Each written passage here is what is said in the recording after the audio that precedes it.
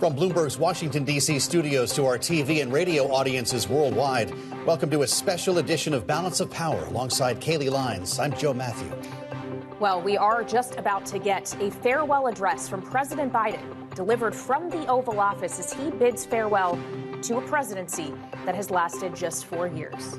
That's right, Kaylee. The president closing the deal, as well as you can see on Bloomberg TV today, announcing a ceasefire between Israel and Gaza, something he will likely be talking about tonight, in a speech that will be complete with analysis from our signature panel. Bloomberg Politics contributors Rick Davis and Jeannie Shanzano will be with us for the duration. And of course, on the other end of Pennsylvania Avenue, scaffolding and security fencing are in place for next week's inauguration of President-elect Donald Trump. But tonight, Joe, the focus is on the current occupant of the White House and a man who has served 53 years in public office, one who, up until 6 months ago, did not intend to be a one-term president. But a one-term president he will be. Having professed to be a caretaker president in his original campaign, Kaylee, of course, he chose to try to run for re-election only to bow out.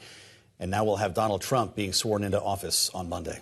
Indeed. But before that happens, the president will bid farewell. So let's now go live to the Oval Office as Biden delivers this farewell address to the nation. My fellow Americans, I'm speaking to you tonight from the Oval Office. Before I begin, let me speak to important news from earlier today.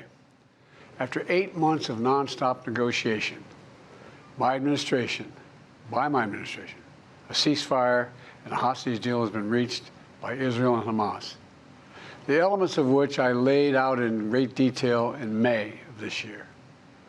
This plan was developed and negotiated by my team and will be largely implemented by the incoming administration. That's why I told my team to keep the incoming administration fully informed, because that's how it should be, working together as Americans. This will be my final address to you from the American people from the Oval Office, from this desk as president. And I've been thinking a lot about who we are and maybe more importantly, who we should be. Long ago in New York Harbor, an iron worker installed beam after beam, day after day. He was joined by steel workers, stonemasons, engineers. They built not just a single structure, but a beacon of freedom. The very idea of America was so big, we felt the entire world needed to see. The Statue of Liberty, a gift from France after our Civil War. Like the very idea of America, it was built not by one person, but by many people from every background and from around the world. Like America, the Statue of Liberty is not standing still. Her foot literally steps forward atop a broken chain of human bondage. She's on the march, and she literally moves. She was built to sway back and forth to withstand the fury of stormy weather, to stand the test of time because storms are always coming. She sways a few inches, but she never falls into the current below. An engineering marvel. The Statue of Liberty is also an enduring symbol of the soul of our nation.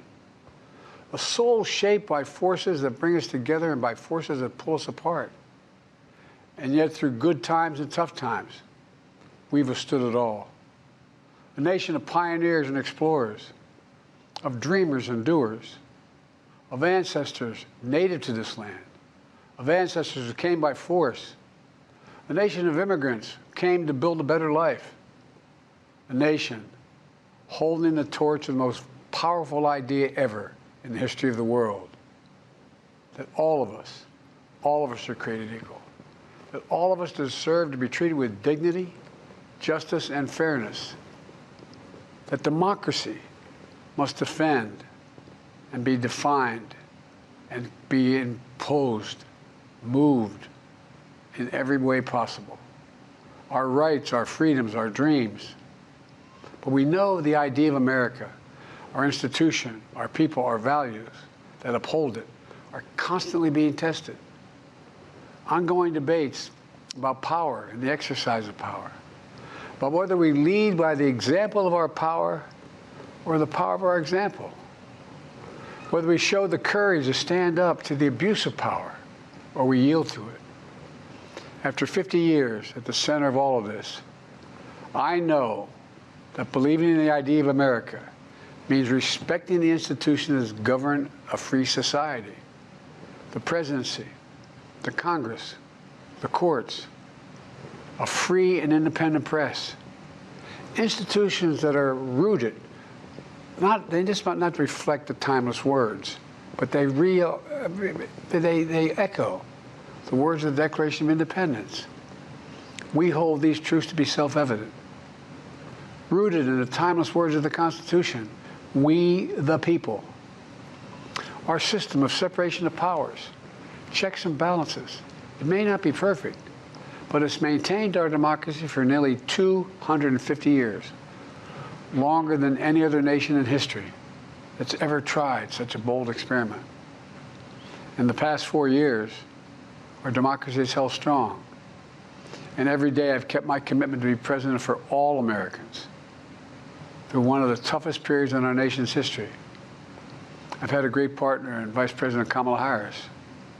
It's been the honor of my life to see the resilience of essential workers getting us through a once-in-a-century pandemic, the heroism of service members and first responders keeping us safe, the determination of advocates standing up for our rights and our freedoms, instead of losing their jobs to an economic crisis that we inherited. Millions of Americans now have the dignity of work. Millions of entrepreneurs and companies creating new businesses and industries, hiring American workers, using American products. And together, we've launched a new era of American possibilities. One of the greatest modernizations of infrastructure in our entire history, from new roads, bridges, clean water, affordable high-speed internet for every American. We invented the semiconductor, smaller than the tip of my little finger, and now is bringing those chip factories and those jobs back to America where they belong, creating thousands of jobs. Finally, giving Medicare the power to negotiate lower prescription drug prices for millions of seniors.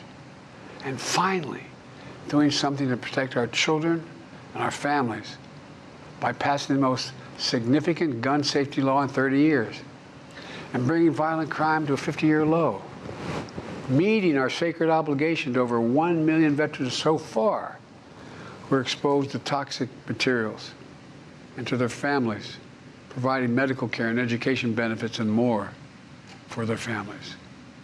You know, it will take time to feel the full impact of all we've done together.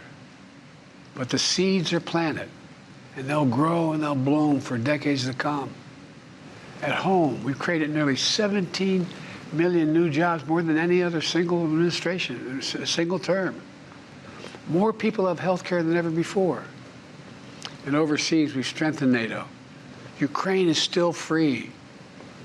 And we've pulled ahead of our competition with China, and so much more.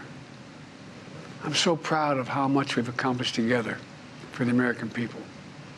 And I wish the incoming administration success, because I want America to succeed. That's why I've upheld my duty to ensure a peaceful and orderly transition of power, to ensure we lead by the power of our example. I have no doubt that America is in a position to continue to succeed.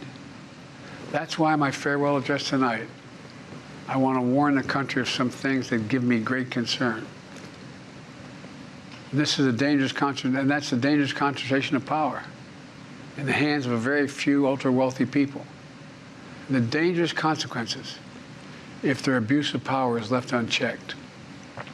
Today, an oligarchy is taking shape in America of extreme wealth, power, and influence that literally threatens our entire democracy, our basic rights and freedoms, and a fair shot for everyone to get ahead. We see the consequences all across America, and we've seen it before, more than a century ago. But the American people stood up to the robber barons back then and busted the trusts. They didn't punish the wealthy, just made the wealthy play by the rules everybody else had to. Workers want rights to earn their fair share. You know, they were dealt into the deal, and it helped put us on a path to building the largest middle class and the most prosperous century any nation in the world has ever seen. And we've got to do that again. In the last 4 years, that is exactly what we've done. People should be able to make as much as they can, but play by the same rules, pay their fair share of taxes. So much is at stake. Right now, the existential threat of climate change has never been clearer. Just look across the country, from California to North Carolina. That's why I signed the most significant climate and clean energy law ever in the history of the world, and the rest of the world is trying to model it now. It's working, creating jobs and industries of the future.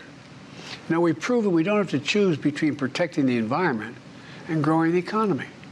We're doing both.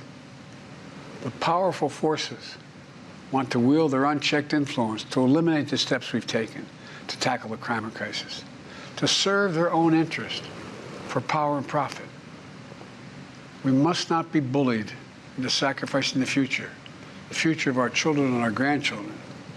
We must keep pushing forward and push faster. There's no time to waste. It's also clear that American leadership in technology is an unparalleled source of innovation that can transform lives. We see the same dangers of the concentration of technology, power, and wealth. You know, his farewell address, President Eisenhower spoke of the dangers of the military-industrial complex. He warned us then about, and I quote, the potential for the disastrous rise of misplaced power, end of quote. 6 decades later, I'm equally concerned about the potential rise of a tech-industrial complex that could pose real dangers for our country as well. Americans are being buried under an avalanche of misinformation and disinformation, enabling the abuse of power. The free press is crumbling. Editors are disappearing. Social media is giving up on fact-checking. The truth is smothered by lies told for power and for profit. We must hold the social platforms accountable to protect our children, our families, and our very democracy from the abuse of power. Meanwhile, artificial intelligence is the most consequential technology of our time, perhaps of all time. Nothing offers more profound possibilities and risks for our economy and our security, our society, for humanity. Artificial intelligence even has the potential to help us answer my call to end cancer as we know it. But unless safeguards are in place, AI could spawn new threats to our rights, our way of life, to our privacy, how we work, and how we protect our nation. We must make sure AI is safe and trustworthy and good for all humankind. In the age of AI, it's more important than ever that the people must govern. And as the land of liberty, America, not China, must lead the world in the development of AI. You know, in the years ahead, it's going to be up to the president, the presidency, the Congress, the courts, the free press, and the American people to confront these powerful forces. We must reform the tax code, not by giving the biggest tax cuts to billionaires, but by making them begin to pay their fair share. We need to get dark money. That's that hidden funding behind too many campaigns contributions. We need to get it out of our politics. We need to enact an 18-year time limit, time and term, for the strongest ethics reforms for our Supreme Court. We need to ban members of Congress from trading stock while they're in the Congress. We need to amend the Constitution to make clear that no president is immune from crimes that he or she commits while in office. The president's power is not limited. It's not absolute, and it shouldn't be. And in a democracy, there's another danger to the concentration of power and wealth. It erodes a sense of unity and common purpose. It causes distrust and division. Participating in our democracy becomes exhausting and even disillusioning. And people don't feel like they have a fair shot. We have to stay engaged in the process. I know it's frustrating. A fair shot is what makes America, America. Everyone's entitled to a fair shot. Not a guarantee, but just a fair shot. An even playing field. Going as far as your hard work and talent can take you. We can never lose that essential truth, remain who we are. I've always believed, and I've told other world leaders, America can be defined by one word: possibilities. Only in America do we believe anything is possible. Like a kid with a stutter from modest beginnings in Scranton, Pennsylvania, and Claremont, Delaware, sitting behind this desk in the Oval Office as President of the United States. That's the magic of America. It's all around us. Upstairs in the residence of the White House, I've walked by a painting of the Statue of Liberty I don't know how many times. In the painting, there are several workers climbing on the outstretched arm of the statue that holds the torch. It reminds me every day I pass it of the story and soul of our nation and the power of the American people. There's a story of a veteran. This is a veteran, the son of an immigrant, whose job was to climb that torch and polish the amber panes so rays of light could reach out as far as possible. He was known as the keeper of the flame.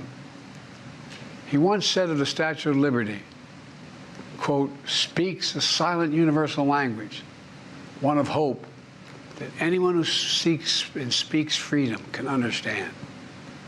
Yes, we sway back and forth to withstand the fury of the storm, to stand the test of time. A constant struggle,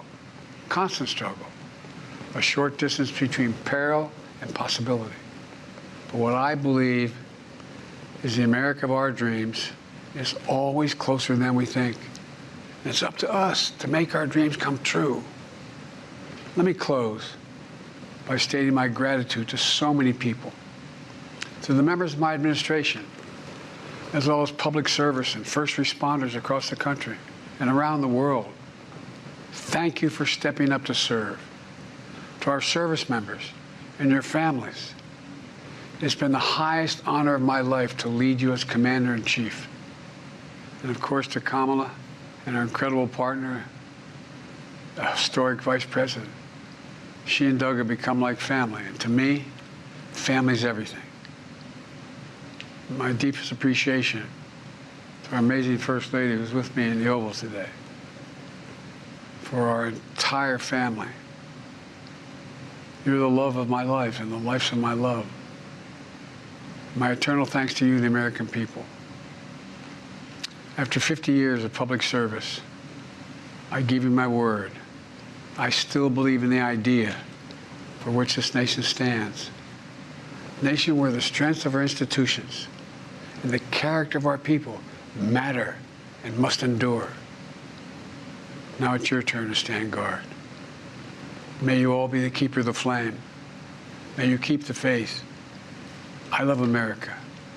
You love it too. God bless you all, and may God protect our troops. Thank you for this great honor. President Biden, in his farewell address to the nation, speaking for roughly 17 minutes from the Resolute desk in the Oval Office, capping a career, as he mentioned, in public life that has lasted over 50 years. He covered a lot of ground in a short period of time, Kayleigh. He talked about the accomplishments of his administration, saying, quote, it'll take time to feel the full impact of all we've done, referring to his Infrastructure Act, the CHIPS Act, of course. He compared America to the Statue of Liberty itself, saying she sways a few inches but never falls into the current below an engineering marvel. But he came with a warning tonight, Kayleigh, and I think this is likely what will surprise Rick Davis and Jeannie Shanzano. A warning saying an oligarchy is taking shape in America of extreme wealth, power, and influence that literally threatens our entire democracy, a dangerous concentration of power. As he wishes the new administration well, he's warning the American people. Yeah, he said he hopes that the incoming administration succeeds. He wishes them success because he wants America to succeed. And yet he did warn of what he described as powerful forces that want to wield their influence to serve their own interests for power and profit. He said we must not be bullied into sacrificing our future, talking about what he said is the potential rise of a tech industrial complex, a crumbling free press, and even called out social media giving up fact checking. So as much as this was a speech about President Biden's legacy and how he wants to be remembered looking back, it also did seem that he had a word of warning for looking forward. That's for sure. So let's get into this now with our signature political panel. Bloomberg Politics contributors Rick Davis, Stone Court Capital partner, alongside Jeannie Shanzano, senior democracy fellow at the Center for the Study of the Presidency and Congress. Jeannie, first to you. This obviously was Joe Biden's last big chance to say to the nation what was on his mind and how he would like the nation to view him as he leaves office. What do you make of the words he chose?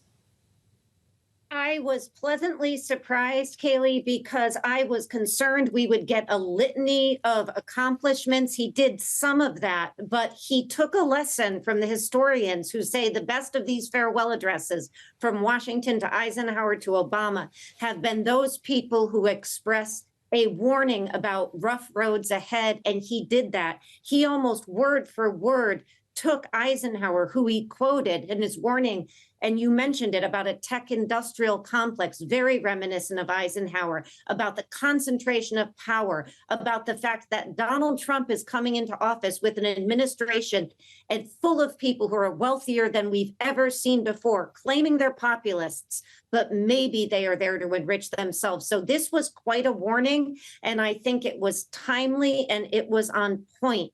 So, you know, from start to finish, I think he did the job he needed to do, which was, where are we in the United States in 2025 as he hands over the White House? So I thought it was a job well done on the part of Joe Biden. Rick, the president says the idea of America is being tested. Was it his job to say that tonight? You know, I think that really was part of the warning that Jeannie was talking about, that I actually took as a much more stronger case. And that is, it's not just about some tech bros who've assembled enough wealth to, you know, create change in the country. But, you know, he was really worried early in the speech, and it went all the way through the current of the speech, that the institutions of our government, Congress, the courts, even the press, are threatened by the conditions that we now live in. And if that wasn't a veiled political attack on Donald Trump, I don't know what was. I really think this was a very campaigny speech. I was hoping that he would traverse the entirety of his 53 years in public service. And this is really more a recitation of his 4 years in the presidency. And I understand that, but there's more to, you know, Joe Biden than the last 4 years. I mean, he's been the most public man of our lifetime. Everything he's done in 53 years has been as a senator, as a vice president, as a president, in the public eye. His wins, his losses, his defeats, his victories, everything we have seen in his life play out in a public way. And I thought this was kind of a small way to say goodbye. I'm a little disappointed, but look, the page turns quickly in Washington, and in a few short days, we'll be ushering in a new administration. And shortly after that, there'll be another president saying farewell to our nation. This is the power of the American system. Well, and that's what Joe Biden was speaking to. But to your point, Rick, incredible to consider a man who became a United States senator at 30, who only became a president after vying for the office 4 times, didn't actually win the presidency until 32 years after his first campaign. He did, though, say in this speech that he hopes that his legacy as president will be seeds that will bloom for decades to come, when talking about things like infrastructure that have not been fully realized that. And with the benefit of greater hindsight, Rick, with more history ahead of us that will have Joe Biden's markings on it, is that how ultimately he will be remembered? It could be. Look, we just saw the passing of Jimmy Carter, and we had a full recitation of his 4 years in office, but it was really his life outside of the presidency that mattered to most Americans.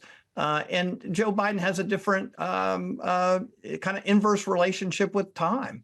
And so we're really going to only have this administration to echo his legacy. And I do think he's turned over to Donald Trump and a new administration an incredibly healthy economy, an incredibly strong military, a country that is second to none around the world, and lots of challenges. There's no doubt about it. But I can't imagine a better gift to a new administration than the condition of the country as it is today.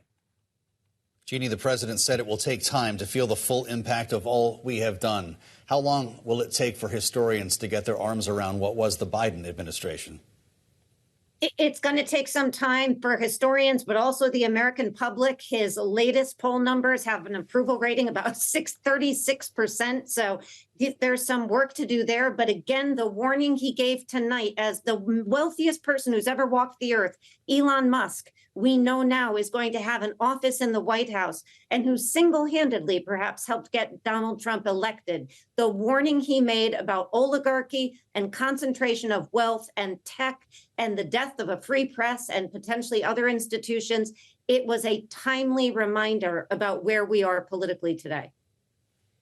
We have less than a minute left, but both Rick and Jeannie, can Joe Biden confidently say as he leaves office that he left the country better than he found it, Jeannie?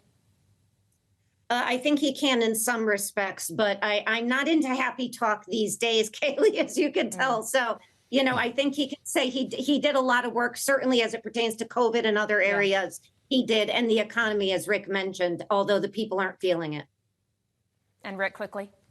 Yeah, no, I think he should feel proud of his accomplishments in office. As I said, he's turning over a healthy economy and a healthy country to a new administration, and he should feel proud about that. And frankly, Americans benefit from it. That's the take from our signature panel. Rick Davis and Jeannie Shanzano, thank you both. And thank you for joining us on this special edition of Balance of Power on Bloomberg TV and radio. We'll see you back here tomorrow.